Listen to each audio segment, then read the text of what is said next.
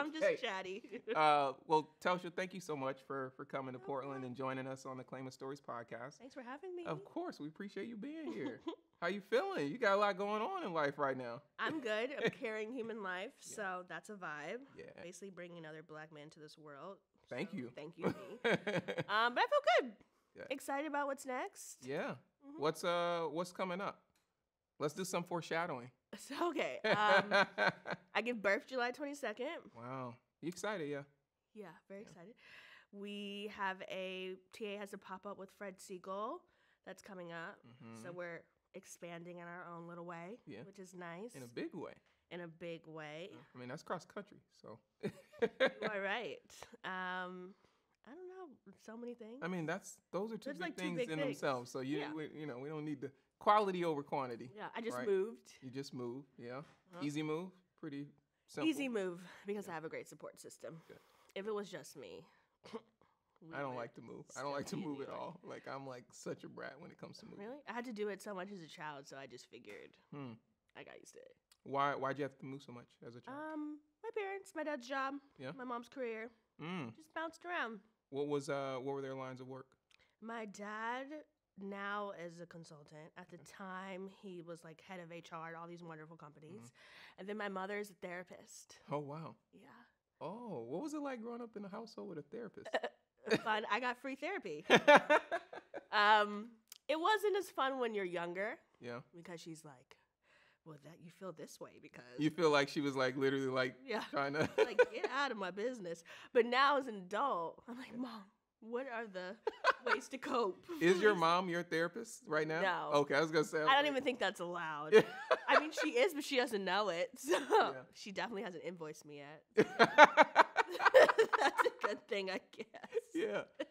I think that's super interesting. I'd be curious to know how I would approach things if my mom was a therapist. But I can imagine like sometimes it's like, yo, I don't need you diagnosing. Yeah, like right I am not like a hamster. Please don't try to figure me out for your next client. But it's fun. I mean, she gives great advice. She listens. I have wonderful parents. That's awesome. I know. I was definitely blessed in that category. Yeah, we need more of that. We do. Tell me what about your life growing up, right, and moving around a little bit, and then kind of getting to a more steady place when you were 10. What about all those things do you feel like informed you today? That's a great question. I think being able to like cope and anticipate change for sure. Leaning on the support that's directly around you. So when you move around a lot, you know, if you have siblings, hopefully, you're able to kind of find community within that little nest, which is really nice. And we're all still really close, my siblings and I. And, how many? Oh, I have a younger sister. Okay. And I have a younger brother. So I am the oldest. Big sister. Yeah, I'm mama too, basically. They don't listen to me all the time, but I mean, basically, I'm the head honcho. You're like, they got to do HBIC over here if they really want to know. Were you bossy growing up? I'm not bossy. I just let them know what needs to happen, when it needs to happen, and how. But that's not bossy. Yeah. I say it with a kind, with love. My intentions are always pure. Yeah, I love it. Thank you. Tell me about some of your influences growing up, right? So I know you spent some time in your mom and your grandmother's closet all the time. New Jersey. Still do that. You say you still do that. What do you remember about discovering things in their closet and what you gravitated to naturally? Well, for my grandma's closet, she had this really narrow, so she lives in Akron, Ohio, where I'm from. Yeah. Same hospital as the Braun I was born in. So just if I'm You're born in greatness. Witness this. So she had this really narrow closet that had these shelves. On each shelf, she had like perfectly organized shoes, and her blouses were like to the right. It was just aligned the way she wanted it. And so I used to climb up the shelves and try to pick the tallest shoe I could find, and then bring it back down and wear it and run around her house. So that's my grandma. My mother, I don't know, sis had it. She just had every single piece you can think of, from like Louis Vuitton, at the time Coach and like Michael Kors were a huge thing. She had all of that. Like if you saw it in a magazine, she had it that next day. And Without a doubt. yeah, and then she allowed like me and my sister to kind of go in there and just play. So it wasn't like off limit. It wasn't like, oh, these No, are my and things. I think Don't touch them. yeah, and I think that was like the fun part about it. Like she made it accessible. Yeah. Like she wasn't like, this is mine, don't touch it, you're not allowed. She was like, no, go in there and try it out. It might not fit because she's her age and I'm like clearly, what, 12. yeah. But go in there, She try it wanted out. you to know what- Yeah, and then when we would go shopping with her, that was also her stance. Like, this is accessible to you. Like take up this space. Be There loud. was a story that we came across, a shopping experience at the Limited that you went to with your mom, right? And she really wanted you to take space. What happened there with you and the floor assistant and all of those things? Well, there definitely. So when we would go shopping, which was pretty much like all the time, especially for like back to school, we were. I mean, back to school shopping was like. I mean, I still do it, which is like, what do you like every August to September? It's like, oh my God, He's like, let me go. like you're 29, figure it out. But she would allow us to go into the stores that we wanted, pick what we wanted, put it on hold. So she would be at her store doing what she's doing, put it on hold. You would come find her. You would bring her back to the store. You would show her what it is you wanted. She would approve, not based off like, I like this or I don't like this, but maybe price or, okay, well, how are you wearing this? Do you have something that matches it already? So she would kind of dive into that. And then you would have to go to the sales associate and basically talk to them and like have an experience. Like, yes, I'm going to pay. Like, yes, she's going to pay for it. But, you know. It was on you to like go through with the whole process. Ask what you want. Get your proper sizing. Take this back. Tell them, ask for a different color. Like, she wanted us to take up space wherever we were. And then when we would go shopping and maybe it was her store, like a Tiffany or a Nordstrom's or Saks, we would have to do the same thing there. So she'd be like, can you tell them that I don't need this? Like, I want something different. I'm like, Mom, you've asked for 4 different things. Like, come on. Well, then ask for the 5th. Ask for the thing you want. Yeah. And so she allowed us to do that. My Did brother that get you like way more comfortable these days with like not settling for things that you don't want in life? Oh, for sure. Yeah. Like, I'm very assertive. I know what I want. I know how I want it. I know when I want it. And if one of those things are off, I'm not afraid to adjust or change. And I've always been like that. Yeah. I think all 3 of us are like, all 5 of us really are like that. I feel like that's a great skill set to have, whether it's just day-to-day life, but also, especially as a business owner, right? Because the decisions you make significantly impact your business day-to-day. And if you know something's not right, when you're making the decision, you're off. It's like it's not gonna be right down the line. Getting the jitters. Yeah. Or it'll come back and bite you, and you're like, oh. Yeah, like I should have said something. I knew I should have said that, and that's happened to me before. Yeah, it doesn't mean like it can't happen, but it just means you're more likely to be like, hey. You kind of form like an inner self. Like you kind of create your own meter based off going off someone else's. Yeah. You know? Yeah. I think that's what she wanted for us, and that's what my parents wanted for us. So I have my own Telsha meter. If it's ever a little off. You need to coin that. Yeah, probably. If it's off, I'll be like, okay, let me take a second. 'Cause that can be a little impulsive, so let me take a second. I mean, sometimes when you're there, you feel the energy, you just want to... You just take it. You just go. You kind of just want to go for something. You deal with it later. Tell me a little bit about your academic resume, because it's quite extensive. I think I mentioned this to you when we first sat down, but like, you know, you got a BA in communications and rhetorical studies / retail management. You earned your MS from NYU in integrated marketing. And then you did some additional certifications in digital media from Columbia. Yeah. Was education like a very important thing in your household? Was it also like something that you were like, no, I want these things because I want to make sure like I know these different things? What was, or you were like, I'm kind of just trying to figure shit out. I'm kind of just trying to figure shit out. But, and I think sometimes schooling, while yes, expensive, is the best way to do that. It allows you to kind of move around not only to like the areas of study, but the people that you're studying with and kind of bounce off of their perspectives on what's happening. And I think that's how college and graduate school and all these certifications kind of helped and informed me. You're kind of almost like building not only just a resume, but you're building like a people resume, like a Rolodex of people. Like from a network perspective? Exactly. So like at Syracuse, yes, I was in VPA, But I knew people in Newhouse. I knew people in Whitman. And so I was able, because of the classes I took. Yeah. And so now I'm able to hit up whoever I need to hit up Right. and be like, hey, so I see you're working at insert media company. You know, I just opened this store. What's your vibe? Like, do you want to talk? And then, so that's kind of how that happened. Especially when you get to travel around schools. And then also allows you just to take your time. But going to school, I'm not, you know, the best at it, but it ended up working out for me. And I loved it. Syracuse was amazing. Yeah. You also missed one because I also have a minor in African American studies, but that's a different conversation. Say, let me don't. Just, I mean, if you're gonna don't slip on my credentials, there. if you go, let's make it proper. Yeah. And then NYU. Well, Columbia came before NYU. I thought I wanted to be a journalist. Do you still have some tendencies in you? I don't. From a story standpoint? From a story standpoint, yes. Yeah. But from like a reporting perspective, I don't necessarily want to tell other people's stories. I want to tell my own. And a lot of the program was about telling other people's stories. And which was, you know, nice and great to hear. But I know what I want to put out in the world, and it's not a replica of like another story. It's like your own unique experience.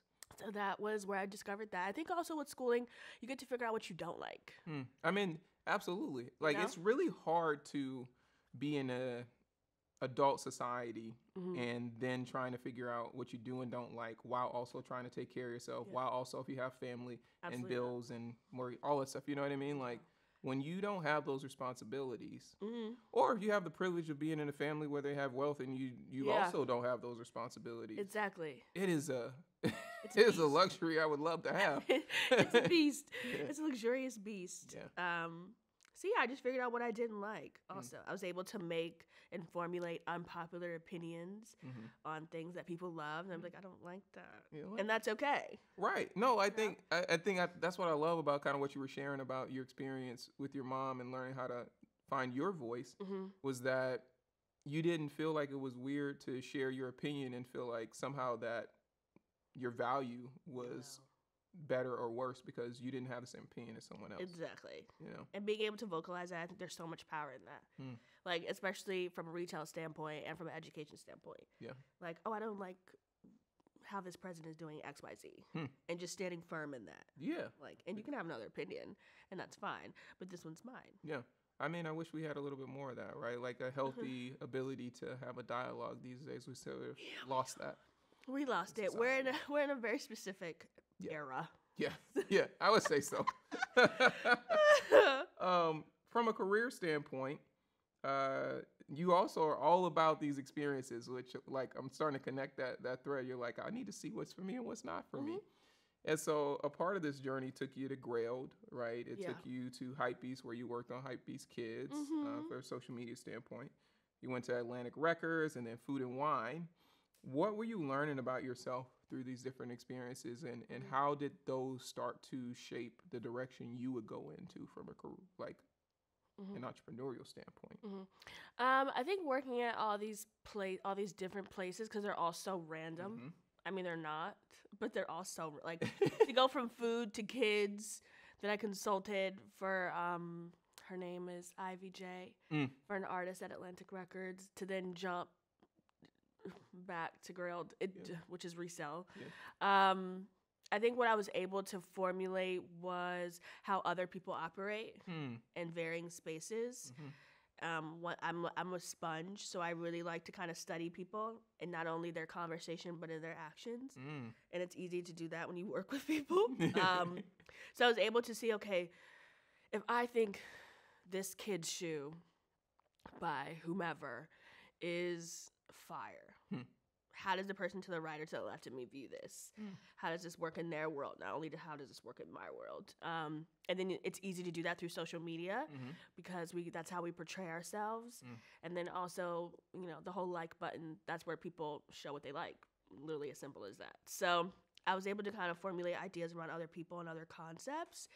And then for the business I have now, take all of that to TA and say, okay, if I like this dress, will she like this dress? Like, where would they wear this? How would they wear this? Like, what would they wear this to? And that's all through like conversation with customers and conversations out in the world and peers and me asking about your outfit. Like, hey, why'd you pick that? Like, why'd you pick this purple? It's me just trying to figure out how the perspective someone has around something else. And so that's why working at all those jobs, I think for me was really important. Yeah. As odd as they were. But it was fun. I love social media. Yeah. Being able to formulate and build an audience is one of my favorite things to do, especially in a digital space. My brain is a mood board. Someone told me that the other day. I was like, oh my God. I like that. You know me. It probably was my husband. My brain, that needs to be a t-shirt. Right? Now listen, if I do it, you can get 10% off the top. Okay. The first 100, and then it's my idea because I said it first. She's like, I'll give you this. And then it's not in perpetuity. It's really not. So yeah, I operate that way. I also operate like there was this one funny quote, and someone said their brain had like 1,000 tabs, and that's me too. That's you too. So I'll open a tab, I'll save it, and just keep going back to it. I'll go back if I need it. I'll reference it. So, yeah. You have fear that the tab's gonna go away? No, because sometimes it does, but it'll come back. I'm like, oh, what's that thing? Yeah. And then it'll come back to me. I'm like, oh, actually, I remember it. I don't know why. Like, I know how to favorite things. I know how to bookmark things, but it's something about the comfort of just leaving it there. It's open. That's still there. I just go right. I have like 40 restaurants that are just there. Are you a foodie? Not at all. I'm a DiGiorno girl. DiGiorno, green apples, and Chipotle. Like that's childhood right there. And maybe right, and maybe some calamari, and it really doesn't have to be that crispy. No, I'm not. I can't be in that. Like, if I was a foodie plus a fashion girl, plus everything else, your pockets. Like I'd be tired. So I had to pick one thing, and it was clothes. It was clothes. Food. Speaking of picking clothes, I want to ask you about this quote, and you said if I was going to get a seat at the table, I was going to build the building. Can you provide a little bit more insight as to what was happening and like where did that come from? I don't remember who I was talking to, but they asked me why I didn't basically start as a buyer inside of a company before opening the store. And I mean, aside from being frustrated at the question, it's like, why do I have to go that route? There's no linear route to do anything. Especially now. Yeah. Like, especially with the way the world is. Yeah. You can literally jump. I can jump and become a singer tomorrow. Yeah. Now, like, will someone buy my album? That's probably not. Story. We didn't say that. But I could still do it. Like, if I wanted to, with a little bit of auto-tune, I could hook it up. Like, don't underestimate me. But, aside from being irritated by the question, I think what I was trying to articulate, which I think I did very well, basically was sometimes it's easier to start your own thing and to create within that and to learn and fail on your own time than going to these companies and doing it there. Because sometimes when you go into these companies and you do it there, you're kind of subject to their way of thinking and their way of buying and their SKUs and their color frames and all these things and their audience. And it's easier sometimes to have no audience and to be like, I'm just going to create this cute little store where the walls are ombre and we have clothes from everywhere and you're just going to like it. And if you don't, there are 5,000 other places for you to go shop. Did you feel like when you were describing that experience of like having to build under someone else's structure, did you feel like that it felt suffocating for you? No, because I never did it. I just anticipated it would be suffocating. Yeah. Especially because of where I came from with my other career backgrounds. It wasn't suffocating doing social at all these other places because I knew it wasn't what I was always going to be doing. So everywhere I went, sorry to say this, I always had one foot outside the door. You always knew, like, you're like, this is, I'm good, I'm coming to learn something. Exactly. But I want to get somewhere. Yeah, like I barely had one egg in a basket, let alone all of them. So obviously this is not going to suffocate me. I think when you're doing something that you truly, truly love in a place where you don't have full control over it, that's when you become suffocated. Not when you're just, let me find this cute Let me go find it. thing and No, post it. you're right. You know? I think so many people get frustrated because they have these grand visions for things, and a lot of times they're doing it at somebody else's house. And it's like, well, if you want to I know. go to your own house and do what you want to do. Exactly. and it's sometimes that's easier said than done. Yes, for sure. Which I have so much, understanding around. But for me, it just wasn't going to work.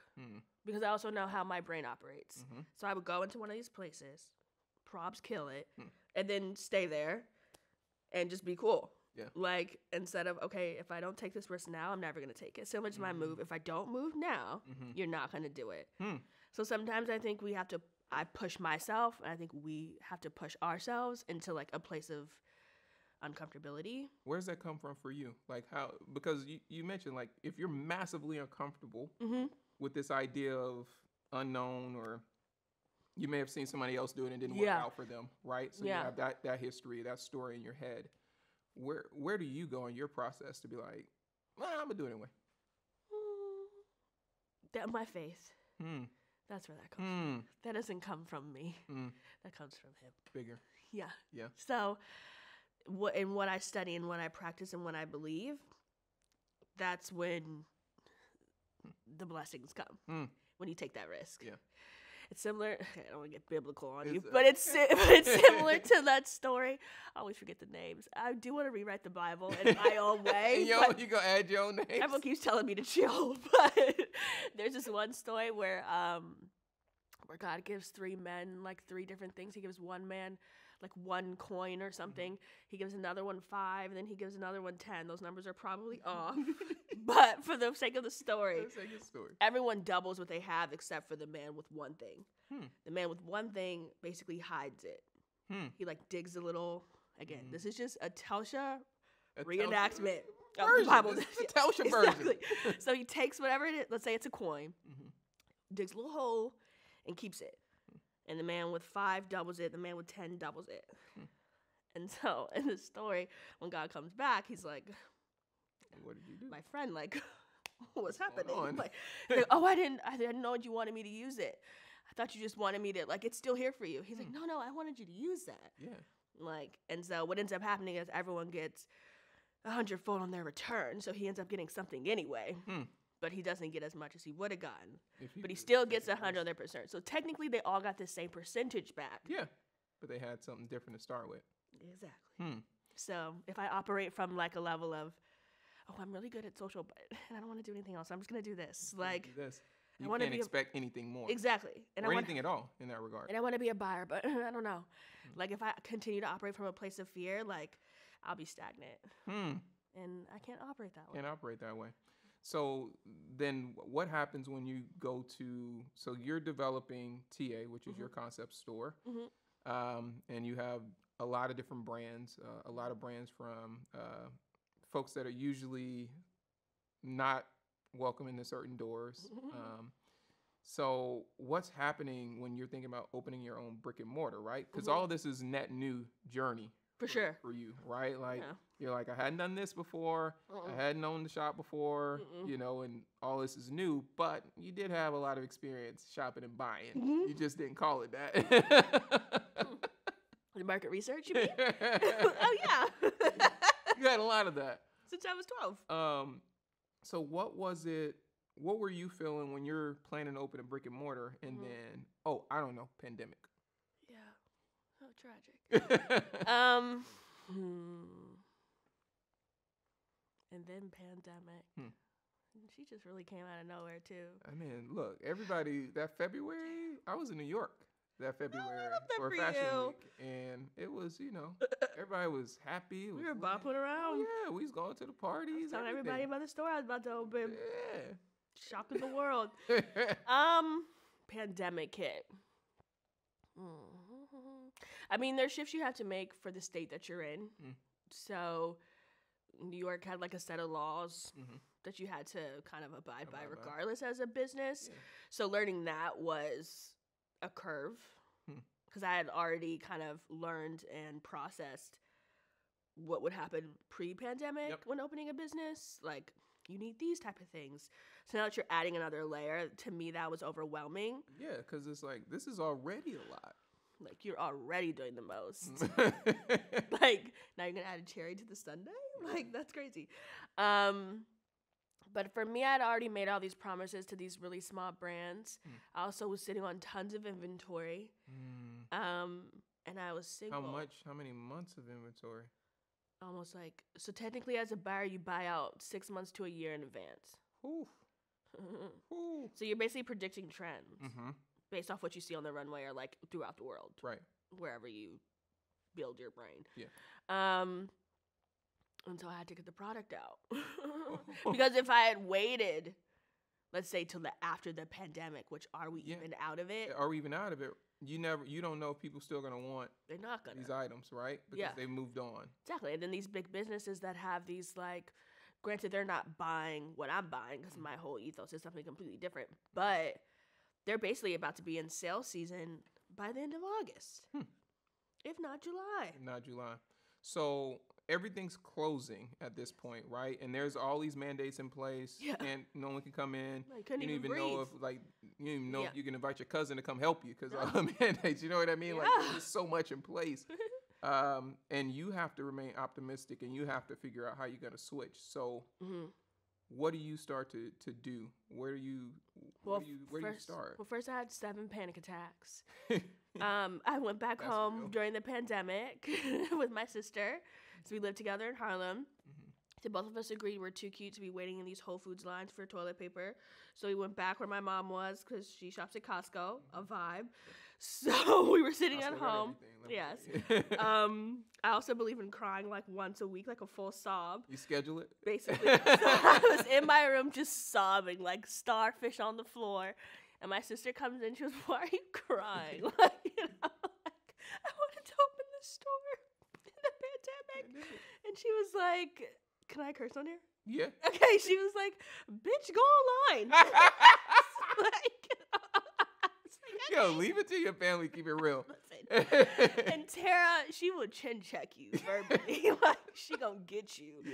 So then I kind of looked at her like, that wasn't the plan. Yeah, and she kind of looked at me like, plans change. And she looked at me like, plans change. And I was like, all right. So at the time, she's working for Squarespace, which was crazy. Oh, see, look at here. Yo, you coming through. Not a whole resource like around the corner here, and me not using it. Yeah. So she was like, okay, like put 10 items online and just keep putting 10 every week or every other week until we're out of this thing. And I was like, okay. So I barely had product images, but I scrounged up what I could find. And then I launched in 24 hours, and I took this photo, which actually just reminded me it was 3 years ago on Instagram. Those memories really be hitting you. Anyway, I put the camera on the ground, and I took a photo of me in this sweater back when my waist was snatched. And I launched it like, this is what we have. And the plan was not to be online, to be this mysterious cool store, not for anyone to know that I was behind the store, and basically me not to really even wear the clothes. Like, to me, to wear the clothes, but like... but not be like... Yeah, the face of this thing. Like, TA was supposed to be this ambiguous. And it was me. So, and the picture went like that. Really? Not necessarily in likes, but in like cultural attention from these media brands. So, and then everyone was like, "Where did you get this Udon Choi sweater? Like, what's happening?" And I was like, "Oh yeah, I just launched a store. No biggie. You launched a store." Like, I think everyone was kind of like, "What the heck?" Yeah. And then we started getting orders. And then Instagram, I have this love-hate relationship with it, but Instagram launched Shop Black. And I'm a black store. Yep. And so we went up. I'm talking like 300 followers to 10K in maybe 2 months up. I'm talking July 2020 still being our highest selling month like to date. And we have some good months. So like, and that's in the middle of the pandemic. Like by the time the store opened, half my inventory had sold already. you're like, but y'all, I don't have it. I'm like, that's gone now. Like I was making orders during the pandemic, and people are like, "Are you sure? Okay, you want this inventory?" Like there are brands like, "I don't even know if I want to give you this inventory." And I'm like, no, trust me. Like, trust me, we're moving it. I'm going to move it. Like, it was crazy. It was like Franklin State up in there. I don't even know how. But, well, I know how. God and my sister. and my wonderful buying skills. So that was pretty much it. That's pretty crazy. Now, one thing I wanted to ask you about, because you mentioned it, I think 2 times, but it's about your ethos, right, behind TA. Take us into that origin and like, why did you create TA? There are a lot of great places to shop. There are very few places that I want to return to. You know, like I want to go back there because I know they're gonna have some heat. And I think that's what I wanted to create. I also wanted to create a space where people could walk in and feel like, even if they couldn't afford it, even if you don't care about clothes, even if you wear beige all the time, you still are going to find something here that you like. Yeah. And I think that for me, like, I wanted to create an experience that was memorable, easy. Fun is a cliche word, but fun. Yeah. Because I'm there. Well, I was there all the time. For 2 years, I was the only one that worked at the store. Only one? Just you? Just little old me. Wow. I got to meet everybody. Yeah. I made myself way too accessible, but it was so much fun. If you look back on that now, would you have done the same thing, though? For sure. Yeah. Why is that? Because that's how you learn your audience. Like, how do you know who you're buying for if you don't talk to them? Like, and some of the conversations are crazy, long. He's a therapist. Yeah, exactly. We have this pink table. And during the pandemic, obviously you had to 6 feet away, mask, hands, gloves, all the things. And people would just sit down mid-pandemic and just want to talk to me about their boyfriends, their girlfriends, their parents, how I did the store, if I'm okay, do I want a cookie? Like, it was just, people just wanted to vibe with anybody. Yeah. And so being there, like, as much as they were talking to me and kind of using me as a way to soundboard whatever it was they were going through, I was doing market research. Like, oh, why do you like that top? Yeah. Like, how does that fit? How do you feel in that? Like, I was able to really talk to people. So I would definitely do it the same way again. Yeah. For sure. You're right. It's just something about being able to connect with people organically, and that tends to happen in the space when they're comfortable. Yeah. If you're there and you don't really know, if somebody else is there and you're getting information secondhand, you don't know what they might be leaving out. Exactly. Right? Yeah. So fast forward to July, you had all the success with the e-com.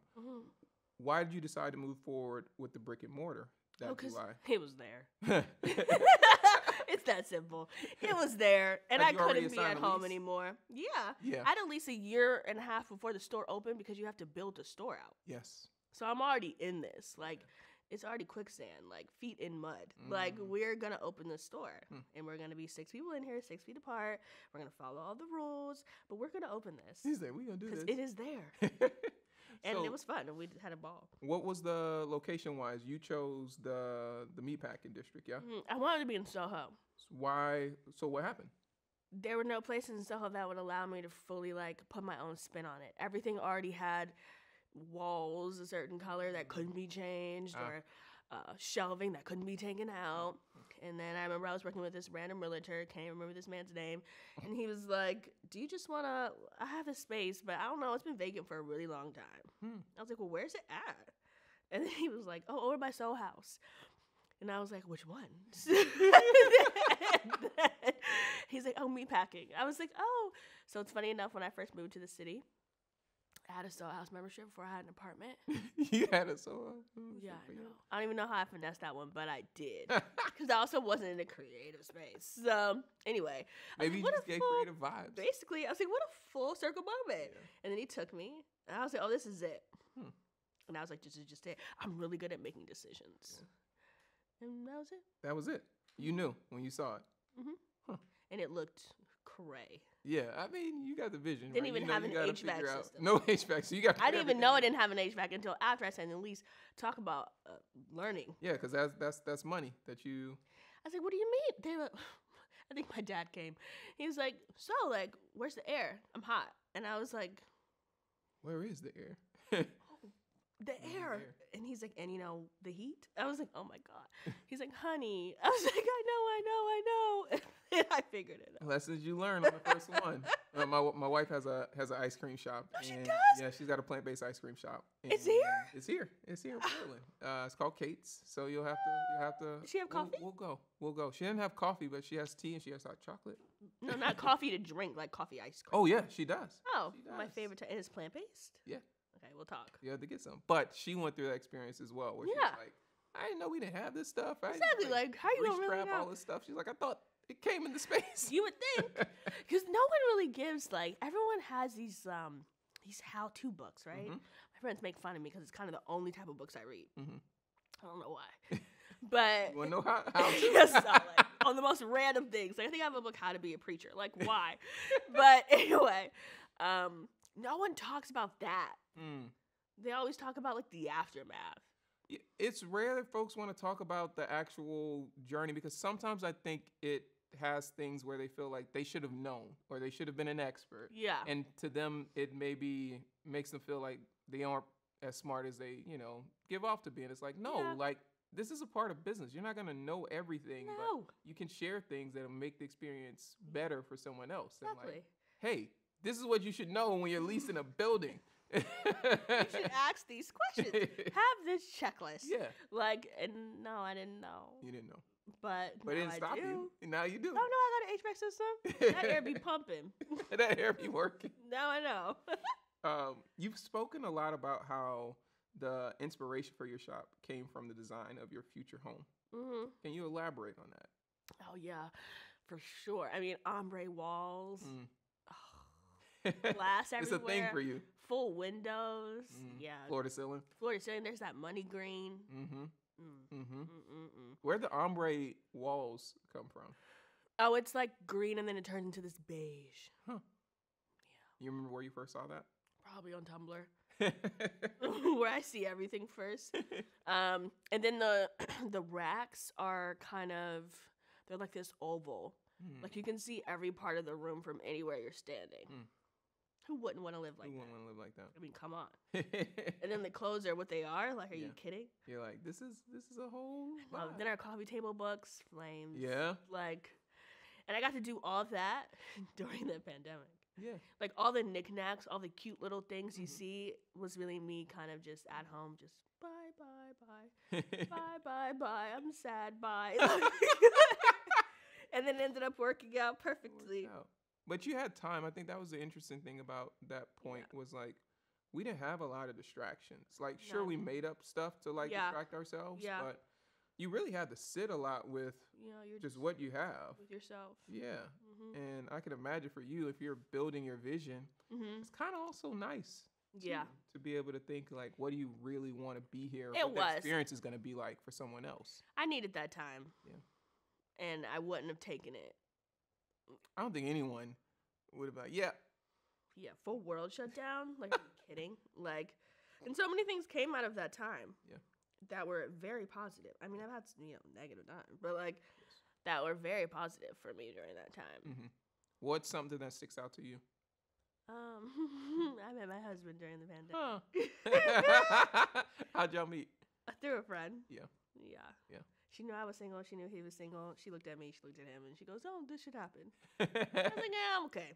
Yeah. And then he came, and then he was the one that helped me get the store ready right before we opened. He drove on up, helped me get. That's like one of the first things we did. Wow. Together as a couple. That was y'all's meet cute. Basically, it was at the store because you couldn't meet in person, and you couldn't go anywhere. So outside of FaceTime, like. I went to go get him, gave him a hug, gave him our first kiss. I said, let's go to the store. I have to set this up. Wow. And he was like, okay, cool.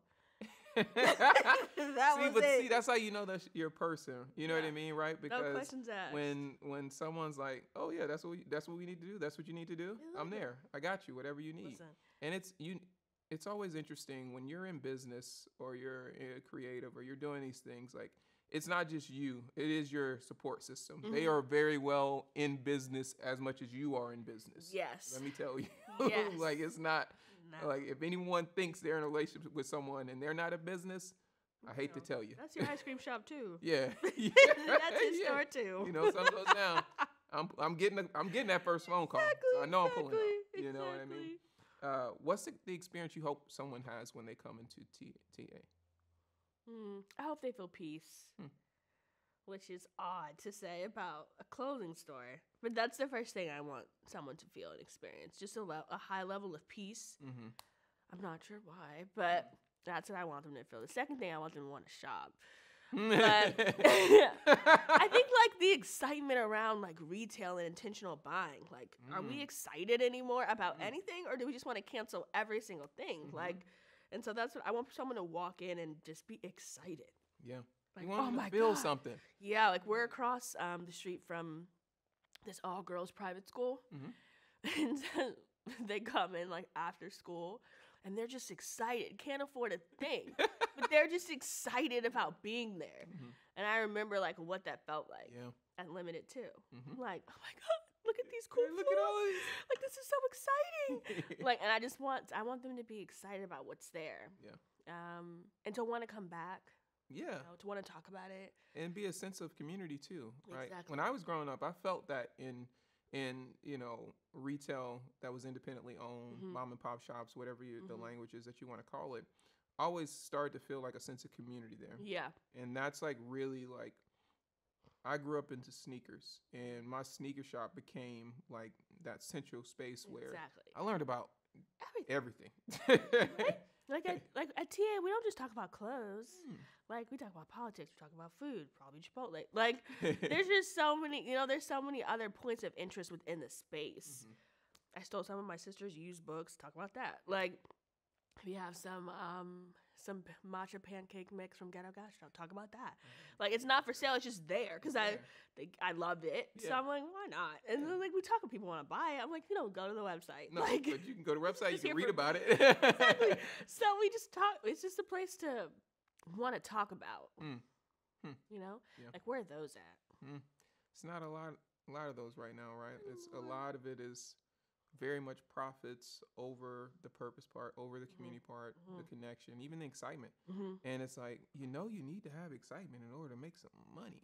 Right? It's kind of like, or in order to last and survive. Yeah. Like, yeah, or else it's here, it gets squeezed for the profits, and then it's on to the next thing. And there's not a lot that lasts anymore. And that's especially like within our community. Yeah. I think that's so sad. Oh, our community, the Black community, it's really hard to come across things that were here that are still here. That's why I love the interview with Dapper Dan. I was so fascinated by the fact that Dap is well into his 70s and he's extremely relevant. Right? Like, the name still reigns true. Yes. To this day. Yes. You know? And folks still seek him out, and he's still vibrant, and he's just full of life himself. Exactly. Like, even that, like, that's what I aspire to. That's what I want people to feel when they come into the store.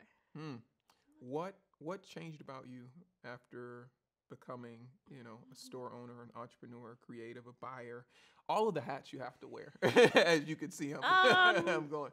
What changed about me? I mean, I'm terrible at returning a text message now. So that's the first thing. I apologize to everyone. I think I have like 100 unread texts. Tragic. So that for sure. I had to make myself a tad bit less accessible. Just because I want to give everything my all. And so if I'm knee deep in a whole text thread, like, I'm not going to return that email about shipments. I'm just not. Like, so that, I'm trying to think what else. How did your family respond to that? To me not being good at text? Oh, I text them back accessible. all the time. Okay. Oh, okay. No, I text my family back all the time. Our chat is pinned. I'm in there 24/7. You like that? On the other hand, it's like, yeah, everyone else, sorry, but fam bam. Yeah. It's like my husband and my family, like, literally at the top. But that, and then I think, what has changed about me? I don't know. I think you'd have to ask everyone else. I'm pretty much the same person. I'm a little more vocal. I'm funny, so that's a thing. Yeah. People know that now. Has anything changed the way you approach social media? For sure. Okay, so here's the fun thing about social media. There's a way to show yourself and show nothing at all. Tell me more. When you figure that out, like, as an entrepreneur, you literally have the Willy Wonka golden ticket. Like, tell me more, because I'm dying to Okay, on social media, like, you looked at my social because you did the thing. Do you feel like you know Telsha, like, a little bit? Yeah. Okay, like, that's not Telsha. Huh. That's social media. That's social media. That's Get a Bag tea. You get what I'm saying? That's not Telsha. Like, at all. Telsha's watching Gilmore Girls. Like, Telsha just ordered Doritos Locos Tacos from Taco Bell. Like, that's not Telsha. That's get a bag tea. That's who that is on social media. And I'm the same in my language and in my candor, for sure. It's not like but there's a wall between, like, there's a me wall. and There's that. a boundary. You're not everything. That's every what's moment. changed about me. I know my boundaries now more than ever. And I articulate them. I stand by them. Before, I did not do that. What was the experience that shifted that? Or maybe it was a collection of experiences, but when did you figure out, you're like, yo, I have to put some space in here? Because I was trying to do everything at once. I was trying to be everything for everybody and nothing for myself. And that doesn't work.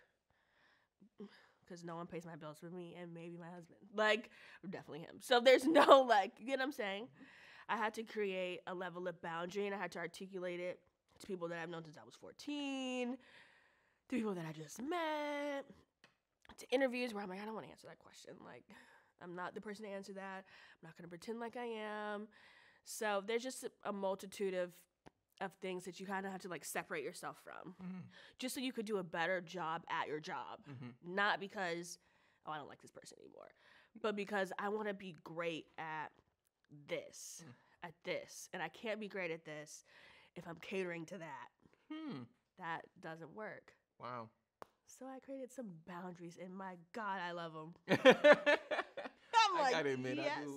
I do like them as well. And you know, I found that some people they get it. But I did find, like, some of my friends, it took a while to, like, get them up to speed of, like, yo, I'm never responding to that message until I get ready to. And it never could be never. It could be never. Like, and that's okay. That doesn't have anything to do with how I feel about you. No. That has a lot to do with what I'm trying to protect myself. Exactly. My energy. It has nothing to do with how I feel about you. It has everything to do with how I feel about myself. And right now, I can't answer your question about whatever you're asking. Like, it is not an emergency. It's not. Are you on fire? Because if you are, I should not be the first person you call. Yeah. Also, you'd be like, I mean, there is 911. Like, maybe you want to call that. Like, jump in the shower. I don't know. Pat yourself. There's so many things if you're on fire, but it's not calling me. It's not calling me. You create space on your shelves for overlooked brands, right? And you not only have product to sell, but they have a story to tell. And one could argue that you're in the work of representation. What was the motivation for creating spaces for unknown, marginalized, and up-and-coming brands? Yeah. I think it's cool to find something that you're not going to see anywhere else. I think that was the motivation. Like, I see everything else everywhere. Same. Like, let's try something fun, something new. So stepping into the world of emerging designers and wanting to represent them in the best way that I can, not necessarily was accidental, but just, why isn't this here? Why don't I know about this? Why can't I get this in North America? Why is this nowhere in New York City? Like, you're like, what's up? What's happening? And wanting to fill that gap, because there is that community of people, of sartorial lovers that want that thing. Like, oh no, you can only get this in Europe. Sorry, or at TA. Yeah, I'm one of those people. Yeah. I miss the era of being able to go into a market, go into a city, and know that I'm not gonna find this item anywhere else. And for me, it'll give me the ability to be impulsive, because I'm not naturally impulsive. Yeah. But I love the feeling when something gives me a sense of, like, oh, if I want this now, I do not have time to be indecisive. I have to make a decision today. Right? There's only 3 of them. There's only 3 of them. It's a full size run. Small to large. And you gotta get it now. So I think also too, like, the idea of discovery within retail was really missing for me. Yeah. And there are some great stores that still do it phenomenally. And I wanted to be a part of that conversation. Like, whether we're here for 3 years or 28 or 100 or 5. Whatever. That's that store that had that stuff that I couldn't get anywhere else. And man, I remember it. I remember that. Like, or I want to go back, you know? Yeah, or I want to go back. Like, and so that's what the conversation that I wanted to be a part of. Yeah. That emerging designer conversation. We also have established labels, which I love. Yeah. like our You have hero to have- brands. You have to have. Yeah, a from a bit of business both. standpoint, you got to include some stuff like Yep. that will bring people there with the hope of them discovering something else. But no, I love the brands that like still don't even have that just got a website. They just got to, That it doesn't mean that it's not good, but they got Yeah. other priorities, right? If the product is good, the product is good. Exactly. How do you find your brands? Oh, now if I told you that, Huh. I'd have to delete this. Said I can't tell you that. No, I'll give you my general answer. I've never answered this question fully, but okay, let's. I'm not mad at that. I understand. Let's see. Let's see. Like 5 other stores are gonna do it. I stalk everybody. Okay. That sounds cray, but like I do it. Yeah. I like to see who brands are gifting. Hmm. That's a good way of finding new brands. A lot of new brands, the way they get their word out is through gifting influencers and like content creators. Yeah. So that's a way. Tumblr, Pinterest, showrooms for sure. Yeah. I love a good showroom. I mean, Referrals. got a lot of good ones in New York. Mm. A lot of good ones in LA. Paris. Paris. That's the best. That's the best. My gosh. Paris itself is. I think I found one of my favorite brands on the way to the bathroom in a showroom with like 100 other brands. And I was like, why are you guys down here? Yeah. Do you see this material? Yeah. And then I bought it. And then I you was one bought of the first brands to have. That's incredible. I love that. I So- love it. But in a general like sense, it that. sounds like being curious. Curiosity for sure. Oh, I should start saying that. Curiosity. Yeah, you People are like- gonna be like, this bitch. Tell me more. Like- You're like, Say nah, what it curiosity. actually Get up is. out of here. That's it. One of the projects that I found super interesting, a lot of people found super interesting, is you did this exclusive bag, and it was presenting the sling bag in honor and appreciation of Yeah. Black women. Uh-huh. Can you tell us about that project? For sure. Okay, so I've done it twice. Yes. It's a bag brand, handbag brand, travel brand named Aja. Okay. And so, hilariously enough, when I opened the store, obviously, like, you have to have clothes. Duh. So, I had no brands confirmed. I, like, left this job that I was at before, went to Paris 2 weeks later. Signed a lease. Went to Paris 2 weeks later, nothing confirmed. In between signing the lease and going to Paris, run into this girl that, like, was friends with my ex, which was hilariously enough. I didn't want to speak, but you gotta talk. Started talking to her. I think I was a little tipped. Somehow she asked me what I'm doing. I tell her I'm about to open this store. Oh, I used to be a buyer at da-da-da-da. Do you want these showroom contacts? I'm like, thank you, God. Yeah, I want these showroom Looking contacts. out. He's looking out. She's like, you have to send cold emails to protect her name. I'm like, that's fine. Someone will respond. I send like 50 cold emails. I think I get like 10 responses.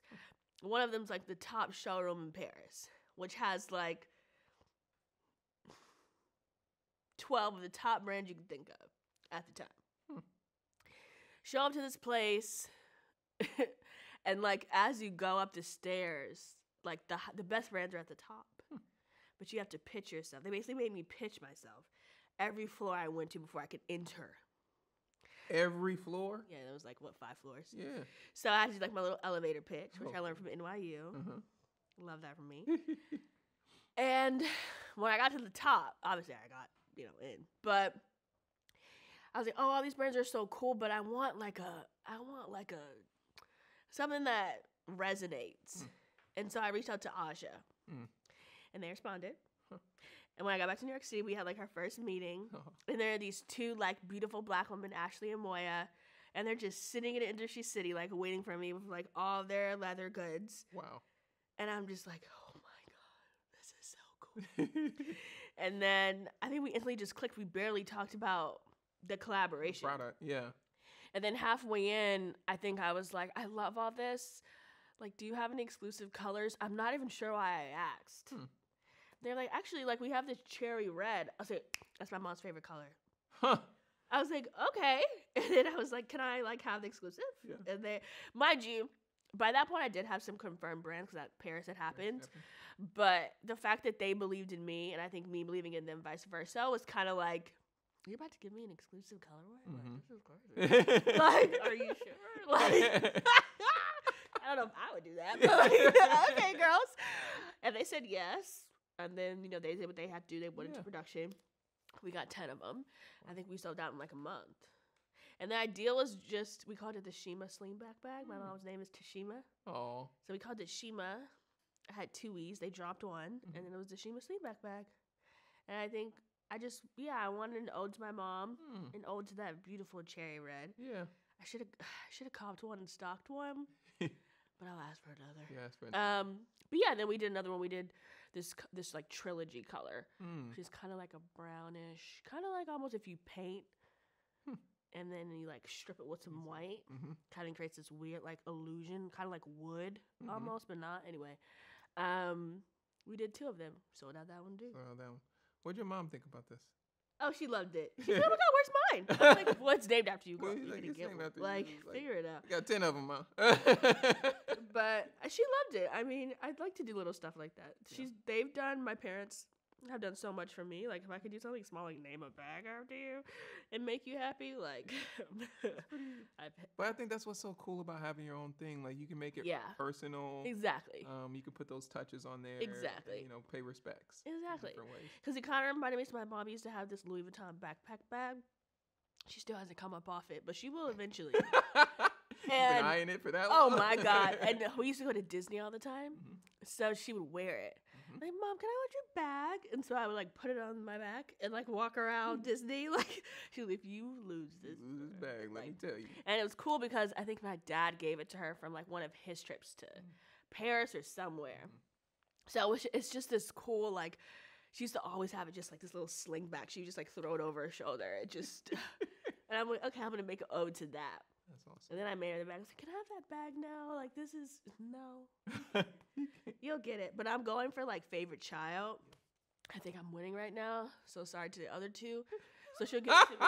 She'll get it to me eventually. Shots fired. Listen, always. So, okay, so that I love that story. I think that's incredible. Also, your siblings gonna be on you. No, it's okay. They know what it is. They know what it is. It's a game, okay? Don't hate the player. Game. What does it mean to you to create something on your own terms, and how important is it for you to trust your own instincts? Okay, what was the first part of the question? What does it mean to create something on your own terms? Oh, okay, right? okay. If you stepped out of that corporate lifestyle, and then you stepped into something that is truly yours. You own it. Yeah. I don't know if I fully processed that yet. You've been fully focused on creating it. Yeah. Yeah. I don't think I've ever taken a step back and been like, I created that. Wow. That hasn't happened yet. Yeah. I'm not sure when it'll happen. Or if it. I mean, it will happen. What do you think is, what's in the way of that? I'm still doing everything. I'm still creating it. It's not in its full form yet. Yeah. I don't even think TA is like retail only. You know what I mean? I haven't even reached my peak in what it is. Yeah. So I don't think I'm not allowed in my head. I'm not allowed to give myself that like woo-saw moment of, you go girl, you killed that. That's fair. That's fair. But I will tell you, you go, girl. You did that. It's kind of like, when you're a musician, well, maybe not, but neither me either. But, if you're a musician and you're like, you've taken all this time to record this song, you've played it for everyone. Yep. It's been approved by the highest of the highs. And, like, you do all that. And it hits all these sales. And it's platinum, and you've gotten Grammys, and it's been like on Abbott Elementary or something. Like it's peak, right? Peak. And the only cool thing that you really feel when it's super cool is when you're like at a concert and someone's singing your lyrics. Yeah. I don't feel like, this is gonna sound crazy, I don't feel like anyone's singing my lyrics yet. Like the praise and the woohoo and you did it. That's happened. It's happening. Doing it right now. Like, it's gonna continue to come, but the lyrics part, you're like, we're not there yet. I like that analogy. I don't know how we're gonna get there. I love that analogy. But I want to be like on the stage. Obviously, I'm a woman, so I'm just probably shirt off.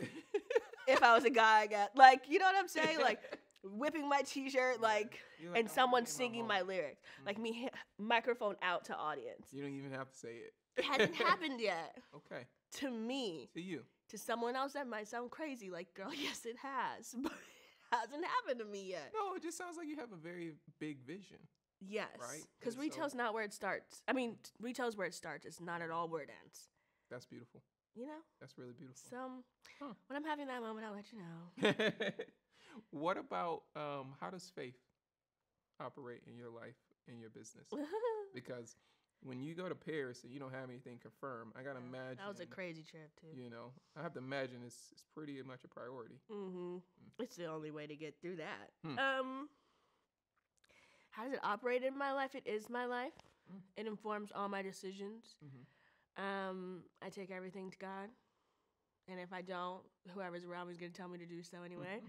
That's the type of support system that I've built around myself, which I'm very proud of. Mm-hmm. I think, what's that thing called? So my parents used to put me in this like children's church thing. It's called J-SWAT, like little Jesus leaders. I used to get so mad when I had to go to there. But they had this saying on all these T-shirts. Of course, it was not a T-shirt. It was like this black T-shirt that I like cut up around the. Long story. And then you did the Of course, I did. Tied it around my little waist back when I had one. It was amazing. And it said on the front, it said, "Faith without works is dead." And I think it came from a scripture. Again, I want to rewrite the Bible. Not necessarily sure what scripture. My mom's going to slap me. Like, she sees this. She's going to be like, now. I thought you better than that. But it said faith without works is dead. And I just feel like if I put in the work, if I do what it is that I'm called to do, if I listen, if I'm obedient, that's what it is. If I'm obedient in what he's called me to do, then I will reap the rewards of whatever that reward may be, you know? Yeah. Like, I was called to open a store. I know why I was called to do that. It wasn't to sell clothes. But that's the stage that we are at right now. Yeah. Now, the stage I know where I'm going is here. I'm not even going to say it, but we'll all see it. But, like, when we get to that, then. then I'll be like, maybe that's when I'll have my audience You moment. have your moment. But that's just how I operate. Yeah. Like, I can't move. I was just saying this at brunch the other day because some girl was like, aren't you scared that you're doing all this and having a kid and you're married and your life is going to change? And I'm like, are you okay? but after giving her a look I'm sure I gave, I just told it, like, and I told the table, I don't operate in fear. Like, a lot of what I do, my biggest moments are my most risky. Like, I got engaged after 8 months of knowing my husband. That's not a risk, especially to a cancer man. I don't know what is. Like, you know what I mean? Like, I just move in this weird, it's not weird, in this bubble of, he's got me. I'm doing what I'm supposed to be doing. Yeah. I'm in my purpose. I'm in my bag. What I need to be afraid of. Like what? Because I'd have more fear if I was working for somebody else. Like sitting at a desk talking about, oh my God, the layoffs. Like I fire myself every day. And then I rehire myself the next day. Like we should all do that. We should all be able to do Like that. I didn't know I wanted to be an entrepreneur. Like I just knew I couldn't work for somebody. I didn't even know the formulated word of what entrepreneur meant until like I did it. And I was like, I still struggle to spell it, let's be honest. Listen, if it wasn't for spell check, because Siri doesn't help. Like, what that? So I just knew, I don't know. I just don't operate from that level. Like, faith is it. It's literally all I do. Like, how do you leave a job, go sign a lease, go to Paris, get 10 confirmed brands, get another 5 when you get back to New York, and then open a store in the middle of a pandemic? Who's doing that? Like, God's child. That's who's doing it. Like, that's the only way I know how to, like, move. If I try to move, when I try to move any other way, I'm, like, anxiety driven. And I'm hot and I'm shaky. Like, and who wants to live like that? That's not a way to live. What you just said really spoke to me. Oh, nice. I really appreciate it. Oh, God, look at me spreading the word of God. Yeah, I'm going to heaven. I really am like, you're right. Like when you're in where you're supposed to be, like that's how it feels. It doesn't feel like The anxiety, it doesn't feel like the stress. Like, you gotta trust what you're here to do and move in that direction. Yeah. Now, I know you're saying you don't have folks singing your lyrics. We singing your lyrics today. Oh, thank you. And I know you're still building, and I know you're not where you want to be yet, but there's still young folks and folks that are aspiring that are seeing what you're doing, and they're like starting or want to start, and they're on the fence, or there are various type of projects that they might want to get involved in. What advice would you give them? Oh, to start, just to go for it. I mean, do your research, know what an HVAC system is. Like, do your research, bounce your ideas off people you trust. You don't need to crowdsource every idea. Some ideas you should just inherently know are going to be great. Now, that's a weird level of confidence that everyone has. But sometimes I know people be sitting there like I know when they thought of this Gucci Adidas shoe, right? I know they were in a boardroom and someone went, that's fire. Like, what else are we talking about? Like, you have to have that. Like, figure out a way to develop what that is if you don't already have it. You know? Yeah. Like, some of the best people in the world, there's no telling them that their idea isn't good. What else advice would I give? Like, even if, okay, so, like, there's thousands of retail stores. I still love mine. Have that, too. Like, sometimes it doesn't always have to be this new, fresh, innovative, the shoe puts itself on your foot and ties it. Like, sometimes it's just like, no, I'm creating this fire shoe. What else are we discussing? Like, you gotta find that. Like, you know what I'm saying? Because everyone was like, you're going into retail is dead. And I'm like, you know what else is dead? That fear. And I'm going to do what I'm going to do. You know what I mean? Yeah. You got to figure that out. Like, if 16-year-old Telsha knew that, I'd be a child prodigy right now. I'd be like, I don't even know, Juilliard. Like, it'd be over for people. It would have been over had I learned that sooner. So, yeah, I mean, just go for it as whatever it is. Like, it could be the most innovative thing in the world. You could have the next Uber app. Fire. But you could create another version of Uber and still be fire. Like, so I think that's what we need to know. Also, this, like, cancel culture, who's that helping? Like, so I think don't distract yourself with that, you know? Yeah. I think it's so easy to get distracted these days. I'm convinced it's the government. But don't distract yourself with that type of stuff. Stuff that doesn't matter. Yeah. Like, you gotta stay focused on what you need to be focused on. Yeah. I mean, dive into it. Like, I go on Twitter for a little, like, giggle. Yeah. But then I get off. I got priorities. It's not paying me. It's not paying me. Yeah. Matter of fact, they charging me. Like, do I have to subscribe? Like, it's too much. Yeah, I'm like, I need that free LeBron membership. Exactly. And then figure out your niche. Like, figure it out what it is that works for you. And just go after that. You know? Yeah. Telsha, this has been a very inspiring conversation. Oh, thanks. Like, thank you so much for sitting down and chilling with us and sharing the ins and outs. We really appreciate it. No problem. You're the best. Thank you.